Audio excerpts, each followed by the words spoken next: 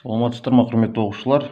Қазір онлайн олимпиада кездескен бір есептің шығарылуын қарайтын боламыз. Есептің шарты 100-ден аспайтын қанша m натурал саны үшін m плюс 4 бөлінген n квадрат қосылған 7 қысқармайтын бөлшек болады. Сонымен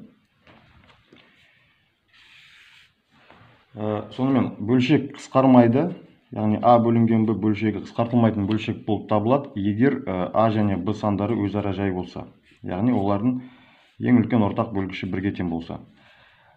Кері жағдайда, яғни егер ең үлкен ортақ бөлгіш a және b сандарының бірден үлкен сан болса, яғни ол сол санға қысқарады деген сөз. Сонымен егер m плюс 4 бөлінген n квадрат қосып 7 бөлшегі қысқартылса, онда оған кері бөлшек, яғни орындарын ауыстырып m квадрат плюс 7 бөлінген n плюс 4 түрінде жазсақ, осы бөлшекте қысқартылатын болады, яғни сол санға. Сонымен бұл бөлшекті біз кішкене түрлендіріп, бүтін бөлігін шығарып алайық. Біздің бөлшектің бөлімінде m плюс 4, бөлшектің алымында m квадрат қосу 7, осы қосу 7 дегенде m квадрат азайту 16 қосу 23 түрінде жазып алайық. Сонда көріп отырғанымызда m квадрат азайту 16 бізде m азайту 4, m қосу 4 түрінде жіктеледі. Сонымен m плюс 4-ке бөлсек, бірінші қосылғыш m плюс 4-ке бөлінеді, яғни m плюс 4 қысқарып, m минус 4 қалады, бұл бүтін бөлігі. Және бөлшек бөлігі 23-тен m плюс 4-тен 23. Енді қараймыз. Егер бізде мынау бөлшегіміз қысқартылатын болса, онда оның қалдығы, яғни 23 бөлінген m плюс 4, ол да қысқарылу керек. Яғни бұл Евклид алгоритміне келіп тұр.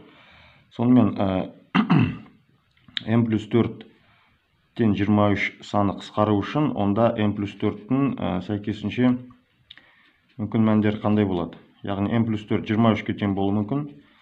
Және 23-тің еселіктері 46, 69,